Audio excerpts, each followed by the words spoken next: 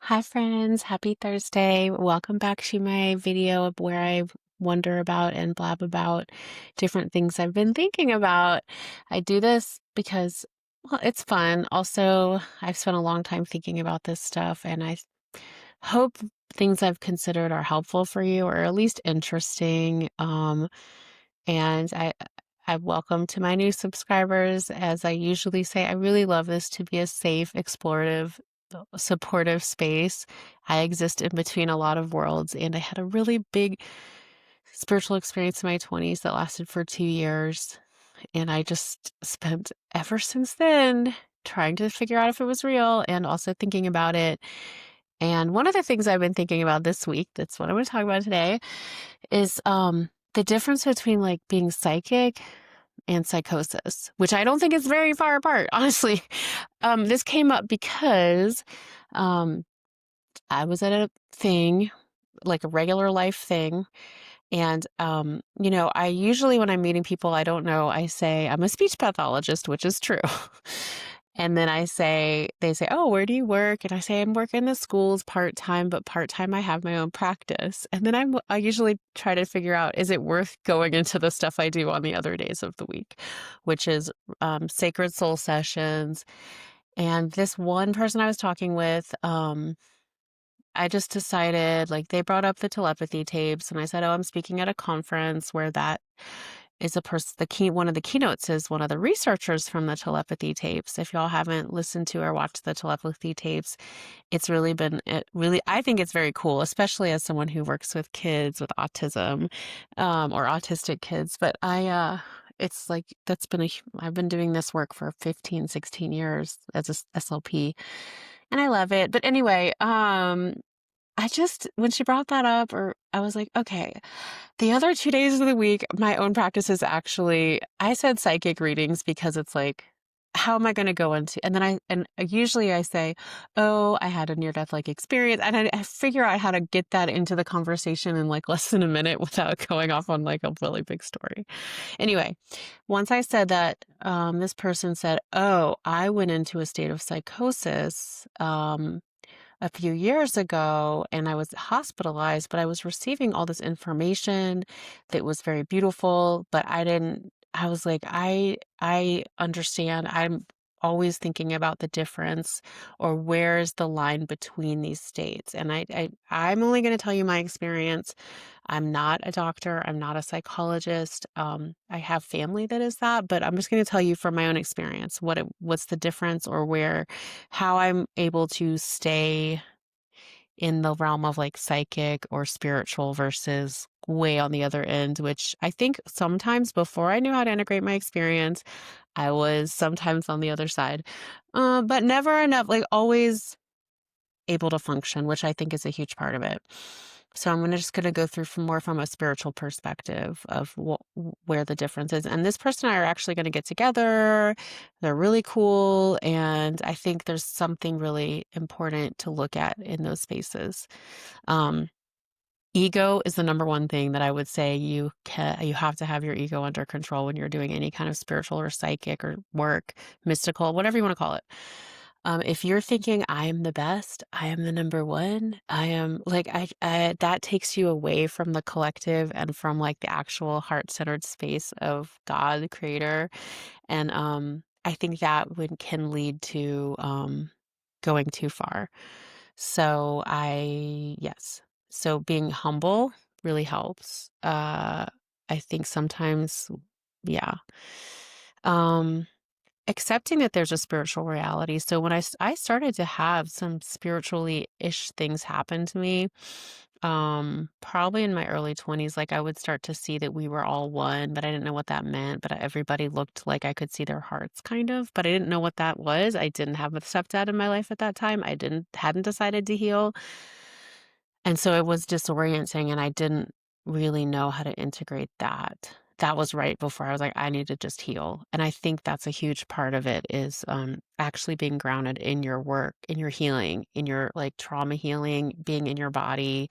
That helped. That was really important for me. I had to be heart-centered. And to do that, like, I think sometimes if when I started to kind of think about the spiritual side just from my head, that's would go maybe too far. I have to bring it down through my heart and bring it out through a space of love.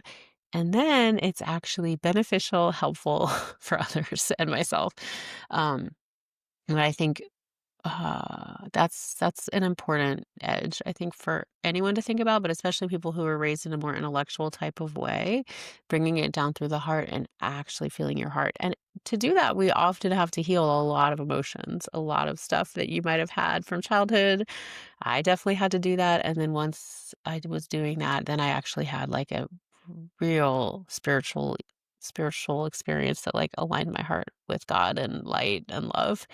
Um, and then all the work I do from that space is more aligned in the psychic versus like too far.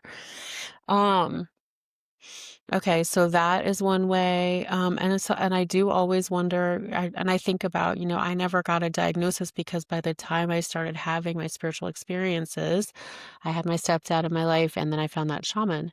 Who, by the way, I realized this week never told me I wasn't schizophrenic. I was like, I think I'm schizophrenic. And he said, it's okay. We're all schizophrenic. So, in a way, he was saying, yes, you're probably schizophrenic, but I guess it depends on who you talk to. Um, so I think having like a perspective that spirituality is healthy and good and something part of being a whole human. I think if you're living in a space that we are only mental or physical beings, when you have any kind of spiritual thing, it's like cut off from you again. And so then it's not able to be integrated. But if you are saying we're mind, body, and spirit, this is totally cool. This is how we're meant to be, because it really is how we are, then it can come through and be helpful. Um, okay, so that is another way that it helps me to stay in the psychic, mystical, spiritual realm rather than going the other way, like in a way that's unhealthy.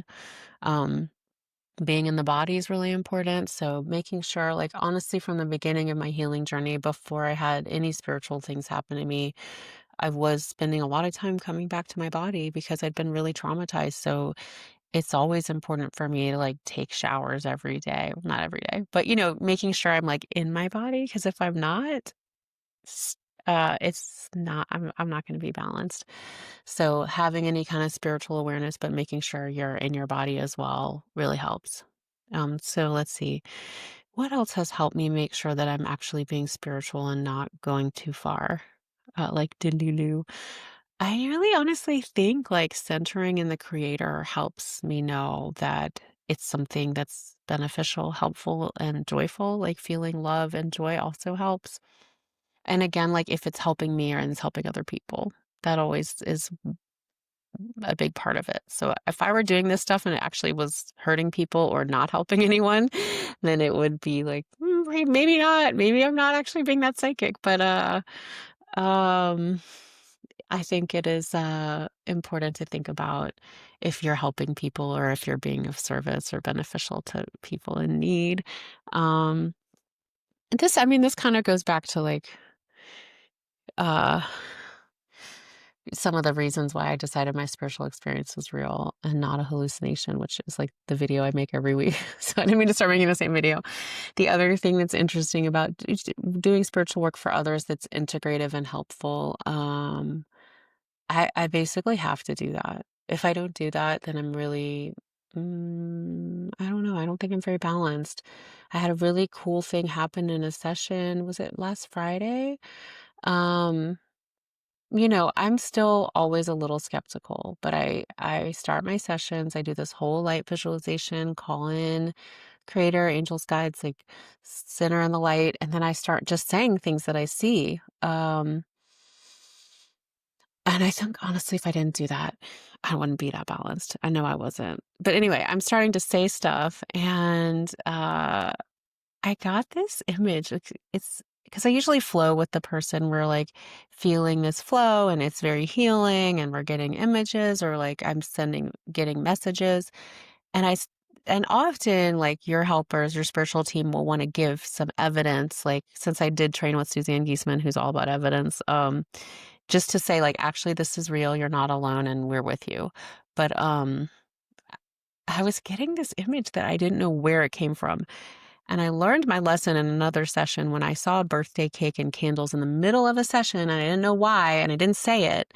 And then the next day, the person emailed and said, "Thank you so much. It was my birthday during my session yesterday." And I was like, "Oh my gosh, I should have said that because I didn't know why I would have seen a birthday cake." Obviously, now I'm like, okay, I've seen this. I'm going to say it because that's kind of you say what you see. And I just have to make sure I'm super tuned in. So I said, I'm seeing a snake, a coiled snake. They keep showing me a coiled snake and I don't know what it is. It's like an intense image. And he was like, I don't know what that is either. And I was like, okay, let's move on, because you're like, I must not be that tuned in or what a weird thing to see, but it was like super clear. Um, and then he emailed me the next day saying, oh, because I'd received some other stuff. This was a musician. He was just finishing an album. He was working on the album cover with his friend. And he said, I was telling her about the session, the session we had. And I mentioned all the great things that came through. And then I mentioned about this snake. And he was talking with the artist of the album cover. I don't know if I mentioned that. And she said, oh, well, did you look at the cover where there was a snake coiled around on the cover of around this person's neck? She was like, I drew that in. And he was like, oh my gosh, like, let's maybe reconsider that. Anyway, crazy stuff. Like, I was like, wow, okay, so I'm glad I said that. And I guess it was like they're just showing me like they're part of your life.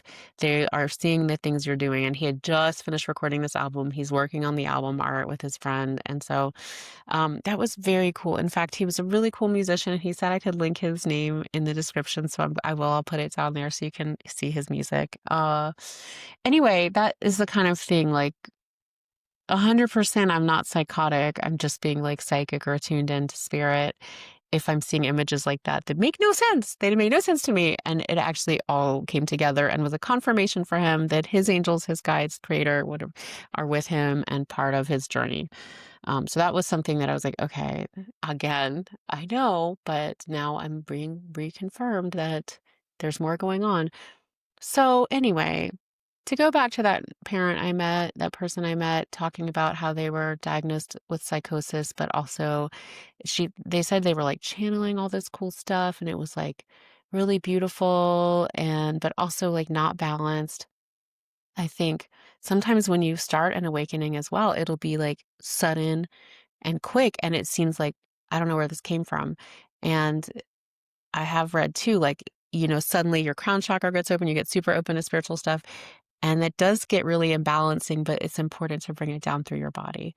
Um, the last thing I'll say that helps me stay in a state of like being psychic rather than like psychotic. I'm sorry to use, I really don't like using terms that are like that punitive sounding, but I did come from a psychologist family. Is like doing meditations, like visualizations, making sure I'm balanced in my spirit, in my light body. It's really, really important for me to do that. So, uh, all of those are the things I've been thinking about how you're psychic instead of like, how can you be a balanced psychic versus, and I think a lot of that is just what it was. Like, I have to be in my physical body. I have to make sure I'm doing my light body. I have to do spiritual work for others.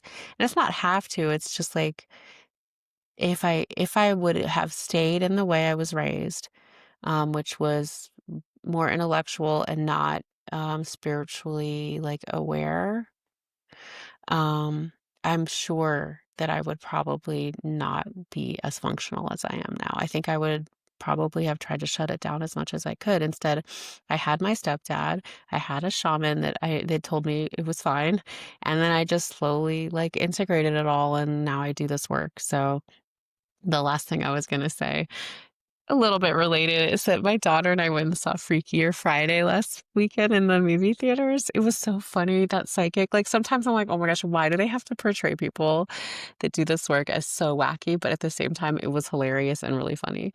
And she was right about a lot of stuff. So it's just funny how it is in in popular culture, but you don't have to be wacky. You don't have to be that weird. I am really not that weird, I promise. Um, but yeah, I think it's just interesting. And I think a lot of times when people seem wacky, it's just because they haven't balanced, like their crown chakra is too open and they're not balanced in their physical body. Because I felt that I've been that way. Um, Anyway, it's all a very long process, but I definitely recommend developing your spiritual gifts if you're starting to feel like you're seeing things. We're all spiritual. You have a beautiful spirit body, like you come from the creator, God, whatever, the great spirit, and like we just come from that, and it's really cool. So let that be part of your life rather than not. I don't think it's such a big deal anymore. Is it? I don't know. If you're watching this, I'm sure it's normal for you. Um, but definitely, I'm kind of starting to semi-regularly teach my workshop on like how to communicate with spirit, with your guides and angels.